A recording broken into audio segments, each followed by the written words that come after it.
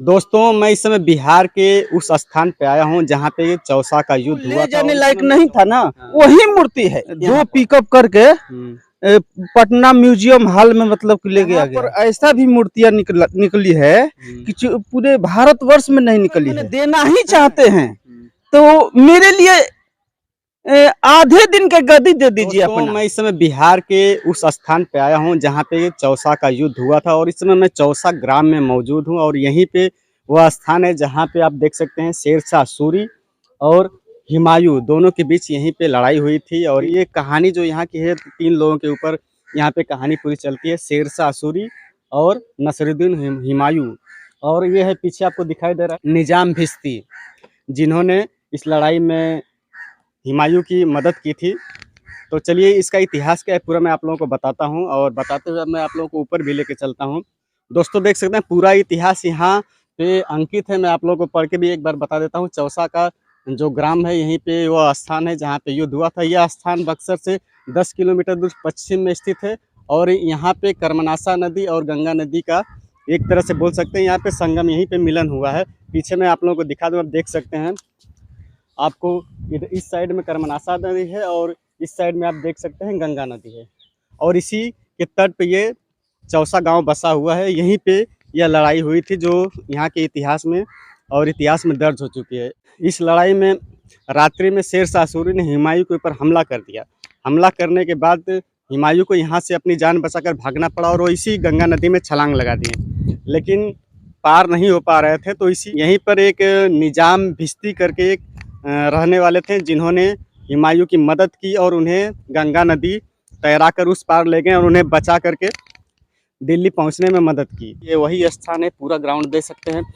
इसे संरक्षित कर लिया गया है और यहाँ पे ज़्यादा कुछ ऐतिहासिक चीज़ें तो नहीं रह गई हैं क्योंकि यहाँ पे लड़ाई हुई थी। यहाँ पे क्या पहले किला था या नहीं था, क्या था, लेकिन यहाँ पे हुमायूं यहीं पे थे उस समय जिस समय शेरशाह सूरी ने हमला किया था।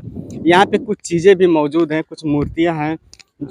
दोस्तों आप देख सकते हैं यहीं पे वो प्रतिमाएं हैं कुछ जो काफ़ी पुरानी प्रतिमाएं प्रतीत होती हैं। कौन से युग की प्रतिमाएं हैं, कौन से समय की प्रतिमाएं हैं, तो मैं आप लोगों को दिखा देता हूँ। यहाँ पे आप देख सकते हैं यहाँ पे कुछ टूटी फूटी मूर्तियों के अवशेष यहाँ पे सिर्फ रह गया है जो काफ़ी पुरानी प्रतिमाएं हैं। यहाँ पे देख सकते हैं 1539, अभी सन 2004 चल रहा है, तो बहुत पुरानी घटना है। तो भी मूर्तियाँ खंडित हो गई है तो मैं आप लोगों को स्पष्ट बता नहीं सकता, लेकिन आपको दिखा सकता हूँ। आप देख लीजिए, एक बार एक नज़र दिखा दीजिए अच्छे से सभी मूर्तियों को, आप देख सकते हैं। क्योंकि आप बताइए कुछ इन मूर्तियों के बारे में। यहाँ पे आपने इनके अवशेषों को देखा क्या? पहले भी ऐसे ही थे कि पहले कुछ था पूरा मूर्ति? अभी तो सारी मूर्तियाँ खंडित हैं, कुछ समझ में नहीं आ रही। तो पहले की अपेक्षा बहुत मने जीरो मूर्तियां कुछ नहीं है। यहाँ पर ऐसा भी मूर्तियां निकली है कि जो पूरे भारतवर्ष में नहीं निकली है। हाँ, यहाँ से मतलब कि पूरा टेराकोटा का मूर्ति गुप्त काल का मतलब कि बहुत सारी मतलब कि मूर्तियां निकली और ये मूर्ति 2 पिकअप करके पटना म्यूजियम हॉल में मतलब कि ले गया गया इसको रखने के लिए। और कुछ बक्सर में रखा गया है इस मूर्ति को। म्यूजियम बक्सर में है? हाँ, बक्सर में है। मैंने यहाँ पे केवल बहुत ही कम मूर्तियों के अवशेष रखे हैं। ये मूर्ति जो है ना कि जो ले जाने लायक नहीं था ना, वही मूर्ति है यहाँ पर। नहीं तो जो ले जाने लायक था, म्यूजियम में रखने लायक है, वो सारी मूर्तियां चली गई है। यहाँ पर मतलब कि 9 के बराबर बोलिए रहे कि 0 है। ये मूर्ति मैंने उस म्यूजियम में रखने लायक नहीं है, इसलिए उसको छोड़ दिया गया। बस वही छोड़ा हुआ अवशेष है यहाँ पर। 1539 में यहाँ पे शेरशाह सूरी ने हुमायूं के ऊपर यहीं पे आक्रमण किया था, हमला किया था। और यहाँ पे उस दौरान बताया जाता है कि हुमायूं अपनी जान बचाने के लिए गंगा नदी में कूद गए थे। और जो निजाम भिश्ती थे वो कहाँ के? यहीं के रहने वाले थे। हाँ, 25 जून 1539 ईस्वी को चौसा का जब लड़ाई हुआ तो हमारे ही गांव के चौसा के निजाम नामक भिश्ती जो हुमायूं को गंगा नदी में तैरा कर मशक के सहारे उसको मतलब कि पार कराए। ठीक है ना? जब पार कराए तो हुमायूं जो थे वो तो मान लो कि दिल्ली के राजा थे, तो उनको अपने साथ लेकर चले गए दिल्ली। तो वहीं से हम लेकर जब गए तो पूछे कि मतलब कि आप हमारे जान बचाए हैं तो इसकी एवज में क्या लेना चाहते हैं। तो वही बोला निजाम नामक भिश्ती कि ऐसा है कि हमको अगर मैंने देना ही चाहते हैं तो मेरे लिए आधे दिन के गद्दी दे दीजिए अपना, बस आधे दिन यानी 12 घंटे के लिए हमको गद्दी दे दीजिए, बस इसी में हम संतुष्ट है। तो वो तो मतलब कि हुमायूं वचनबद्ध था कि जो मांगिएगा हम दे देंगे। तो अगर आधे दिन के मतलब की गद्दी उनको दिया तो वो अपना छाप छोड़ने के लिए निजाम नामक भिश्ती जो है वो अपना छाप छोड़ने के लिए पूरे भारतवर्ष में चमड़े का सिक्का चलाया। वो भी चमड़े का सिक्का आज भी मतलब कि विक्टोरिया म्यूजियम हॉल वहां पर कलकत्ता में रखा गया है, अगर जाने पर वहां पर मिल जाएगा। चमड़े का सिक्का आज भी है अस्तित्व उसका। निजाम भिश्ती ने इसीलिए चमड़े का सिक्का चलाया कि मैं तो आधे दिन का राजा रहूंगा, लेकिन ये सिक्का जो है हो सकता है इतिहास में दर्ज हो जाएगा और सैकड़ों सालों तक पड़ा रहेगा। हाँ हाँ, तो इसके एवज में वहां पर भाग कर चले गया और उसकी सारी सेना, हुमायूं की सारी सेना यानी कि 8000 मुगल सैनिक और मतलब कि शेर शाह के सैनिक मैंने 8000 मारे गए, जिनमें मतलब कि हुमायूं के पूरी सेना मतलब कि मारी गई, बस हुमायूं बचा था। लेकिन यहाँ पे 8000 मारे, हाँ 8000 यहाँ पर मतलब कि मुगल सैनिक और अमीर मारे गए हैं। ये इतिहास में मैंने दर्ज करता है, मतलब कि दिखाता है कि 8000 मुगल सैनिक, जिसमें हुमायूं की सारी सेना मतलब कि मर गई, लेकिन शेर शाह के जो सेना थे उसमें 75% मतलब कि जीवित थे। तो 75% जीवित जब थे शेर शाह के सेना, तो फिर चढ़ाई किया। शेर शाह जो था वो कनौज और बिलग्राम का युद्ध 25 जून 1540 ईस्वी को लड़ा गया, उसमें चढ़ाई किया और वहां पर विजयी हुआ शेर शाह।